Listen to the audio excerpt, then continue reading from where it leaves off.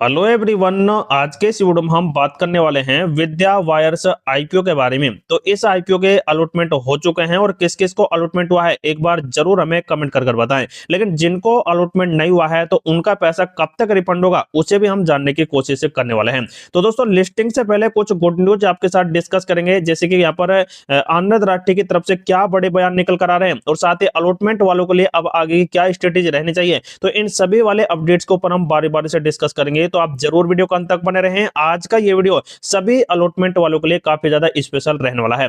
तो जैसा कि दोस्तों अगर आपको कल अलॉटमेंट यहाँ पर हुआ भी है तो 52 रुपए के प्राइस में देख सकते हैं 288 रुपए के यहाँ पर इक्विटी शेयर आपको उपलब्ध कराए होंगे अलॉटमेंट के दौरान ही। अगर दोस्तों यहाँ पर आपको अलॉटमेंट हो भी गया है तो आप देख सकते हैं कल 10 बजे के आसपास रात को पता लग गए होंगे 8 दिसंबर को। लेकिन जिनको अलॉटमेंट मिला है तो उनका देख सकते हैं शेयर है जो डीमेट अकाउंट में 9 दिसंबर को आज ही उपलब्ध करा दिया जाएगा। लेकिन जिनको अलॉटमेंट नहीं हुआ है तो उनको देख सकते हैं 9 दिसंबर मतलब कि आज के दिन में ही आपका पैसा रिफंड कर दिया जाएगा। और जिनको अलॉटमेंट हुआ है तो उनके शेयरों की लिस्टिंग देख सकते हैं बीएसई और एनएसई के ऊपर होने जा रही है 10 दिसंबर को।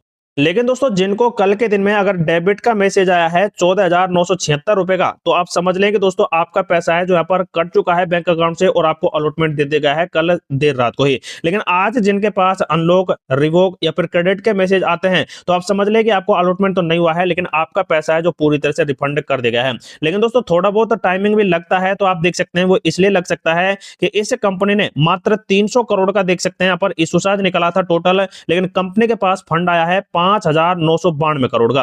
तो इनमें से दोस्तों तकरीबन 5500-5600 करोड़ रुपए कंपनी को फंड रिफंड करने पड़ेंगे। लेकिन ये पैसा जो कंपनी के पास इकट्ठा हुआ है ये सिर्फ 3 दिन के अंदर इकट्ठा हुआ है। तो दोस्तों आप खुद भी समझ सकते हैं कि इतना बड़ा अमाउंट जब 3 दिन में इकट्ठा हुआ है तो आज तो शायद मुश्किल ही रहेगा। लगभग 80-85-90% तो दोस्तों आज सभी का वैसे रिफंड हो ही जाएगा, लेकिन बाकी के बचे कुछ को कल देर शाम तक रिफंडिंग के प्रोसेस चलते दिखाई दे जाएंगे। लेकिन जिन जिन को भी अनलॉक या फिर क्रेडिट के मैसेज आ जाते हैं तो एक बार जरूर कमेंट कर बताएं, जिससे कि सभी को पता लग सके कि यहाँ पर रिफंडिंग का प्रोसेस चालू हो चुका है। लेकिन दोस्तों बात आती है यहाँ पर कुछ बड़े अपडेट्स, जैसे कि दोस्तों आप देख सकते हैं इस कंपनी का जो कारोबार है वो यहाँ पर सिर्फ और सिर्फ उद्योग और अनुप्रयोगों में वाइंडिंग और चालकता उत्पादों का सबसे बड़ा विनिर्माण करना है। मतलब दोस्तों यहाँ पर कंपनी तार्स वगैरह यहाँ पर बनाती है, वायर वगैरह, और कंपनी का नाम भी दोस्तों विद्या वायर के नाम से है और वायर से दोस्तों कंपनी बनाती है।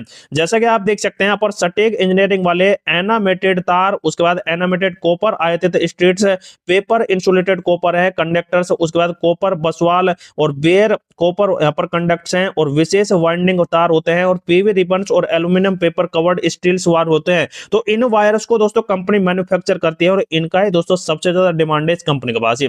लेकिन इन तारों का यूज आखिर कहां किया जाता है, जैसा कि आप देख सकते हैं यहाँ पर ऊर्जा उत्पादन, ट्रांसमिशन, विद्युत प्रणाली, उसके बाद इलेक्ट्रिसिटी मोटर्स होती हैं, स्वच्छ ऊर्जा प्रणाली और इलेक्ट्रिक मोबिलिटी और रेलवे जैसे विभिन्न महत्वपूर्ण अनुप्रयोगों के लिए किया जाता है। तो दोस्तों ये शब्द आप सुनकर तो एक बार दंगे रह गए, क्योंकि दोस्तों रेलवे से भी इस कंपनी को बड़े बड़े प्रोजेक्ट्स मिलते हैं। और साथ ही दोस्तों इंडिया की भी एक गवर्नमेंट कंपनी है जिसको भी दोस्तों इस कंपनी के पास से ऑर्डर मिलते हैं, और जिसकी वजह से कंपनी का दोस्तों दबदबा काफी ज्यादा यहाँ पर बना हुआ है। हालांकि दोस्तों इन वाले अपडेट्स को देखने के बाद कुछ एक्सपर्ट ने इसके ऊपर बयान दिया, जैसे कि आप खुद भी देख सकते हैं। स्वास्थ्य इन्वेस्टमेंट ने बताया कि विद्या वायर्स का मूल्यांकन उद्योग के औसत पीई का लगभग 50% के आसपास है, लेकिन स्मॉल कैप डिस्काउंट या फिर तरलता से जुड़े जोखिमों को ध्यान में रखते हुए मूल्यांकन में अस्थिरता काफी ज्यादा है और निवेशक मध्यम से लंबी अवधि के नजरिए से इसमें यहाँ पर विचार कर सकते हैं। तो ऐसा उनका कहना है। और साथ ही आनंद राठी की तरफ से भी एक बड़ा बयान आया है। उनका कहना है कि क्रियान्वयन के बाद उनका इरादा मौजूदा और संभावित ग्राहकों के लगभग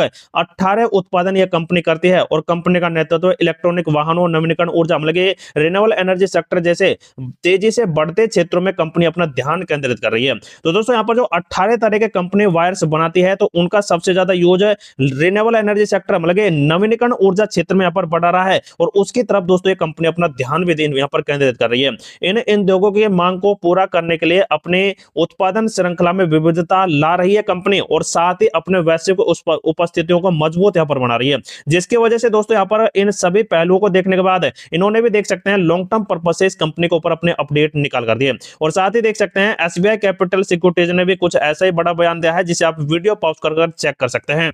लेकिन दोस्तों अब बात आती है कंपनी के फंडामेंटल के ऊपर। कंपनी का फंडामेंटल मात्र 1100 करोड़ रुपए के आसपास का है, लेकिन जबरदस्त इसलिए है इसका फंडामेंटल क्योंकि इसका आरओसी आप देखेंगे तो 24% है और आरओई जो करीब 27% है। मतलब कि कंपनी अपने ही फंड को यूज कर एफिशिएंसी तरीके से अपने बिजनेस को डाइवर्सिफाई तो कर ही रही है, लेकिन बिजनेस को भी लगातार बढ़ाती दिखाई दे रही है। कंपनी के ऊपर कर्जा 146 करोड़ का है, 150 करोड़ के रिजर्व है और करीब करीब 1 करोड़ के आसपास का कैश फ्लो है। तो कंपनी जब चाहे इस कर्जे को यहाँ पर चुका भी सकती है। तो कंपनी का फंडामेंटल काफी दमदार देखने को मिल रहा है। लेकिन प्रॉफिट एंड लॉस के लिस्ट आप चेक करेंगे तो ये भी दोस्तों देख सकते हैं 20 करोड़ से सीधा 41 करोड़ के आसपास पहुंच गया है कंपनी का प्रॉफिट। तो लगातार दोस्तों काफी अच्छा ट्रेंड कर रहा है और आप यहाँ पर भी देख सकते हैं 3% से 4% के ओपीएम रेट यहाँ पर बढ़ते दिखाई दे रहे हैं। साथ ही दोस्तों यहाँ पर आप चेक करेंगे इसके कंपाउंडिंग प्रॉफिट ग्रोथ है तो वो दोस्तों 3 साल से तो 27% के आसपास ग्रोथ कर रहा है, लेकिन आप ओवरऑल देखेंगे तो 58% के आसपास से ग्रोथ करता दिखाई दे रहा है इस कंपनी का कंपाउंडिंग प्रॉफिट ग्रोथ है। और बैलेंस शीट के ऊपर बात की जाए तो बैलेंस शीट में देखेंगे तो 211 करोड़ से 331 करोड़ के लेवरेज एसेट यहाँ पर बढ़ रहे हैं। मतलब कंपनी अपने नेटवर्क पर भी यहाँ पर ध्यान देते दिखाई दे रही है। कंपनी दोस्तों कर्जा इसलिए ले रही है कि कंपनी दोस्तों अपने यहाँ पर व्यापार को फैला सके। तो दोस्तों ये थे लिस्टिंग से पहले कुछ गुड न्यूज जो यहाँ पर अंदर की खबरें भी आप मान सकते हैं। लेकिन अब बात आती है दोस्तों इस कंपनी के यहाँ पर अलॉटमेंट स्टेटस के ऊपर। अगर आपने अलॉटमेंट स्टेटस का यहाँ पर अभी पता नहीं लगा है तो दोस्तों इस वेबसाइट का डायरेक्ट लिंक मैं आपको हमारे टेलीग्राम चैनल पर उपलब्ध कर दूंगा। जैसे आप उस पर क्लिक करेंगे तो ये इंटरफेस खुलेगा और उसमें सबसे पहले नंबर पर ही देख सकते हैं विद्या वायरस का यहाँ पर आपको नाम देखने को मिल जाएगा। इस पर आप क्लिक कीजिए और उसके बाद दोस्तों यहाँ पर जो भी डिटेल आपके पास है वो यहाँ पर फिल कीजिए और जिसके बाद सबमिट कर दीजिए। आपको पता लग जाएगा कि आपको अलॉटमेंट हुआ है या फिर नहीं हुआ है। लेकिन अब फाइनली बात आती है इस कंपनी के यहाँ पर जीएमपी के ऊपर। तो दोस्तों कल का जो जीएमपी था अलॉटमेंट वाले दिन का वो 4 रुपए का था, लेकिन दोस्तों अभी तक अपडेट नहीं हुआ है इसके जीएमपी। और यहाँ पर एक बार रिफ्रेश कर भी चेक कर लिया है और आप देख सकते हैं अलॉटमेंट के दिन में भी जीएमपी इसके वही 4 रुपए के आसपास बन रहे हैं, जो करीब 1152 रुपए का एस्टिमेटेड है और 56 रुपए का एस्टिमेटेड लिस्टिंग प्राइस की अपडेट दे रहा है और लगभग 7% के अपडेट यहाँ पर बन सकते हैं। तो ऐसा देख सकते हैं दोस्तों यहाँ पर अपडेट ये चल रहे हैं। हालांकि दोस्तों इस आईपीओ की लिस्टिंग डे स्ट्रेटेजी कैसी रहनी चाहिए या फिर कैसी हो सकती है उसके ऊपर दोस्तों नेक्स्ट वीडियो जरूर बनाया जाएगा। तो आप जरूर से हमारे चैनल को सब्सक्राइब कर रखें जिससे कि आपको वो वीडियो भी यहाँ पर उपलब्ध हो सके। तो आप जरूर चैनल को सब्सक्राइब कर रखें।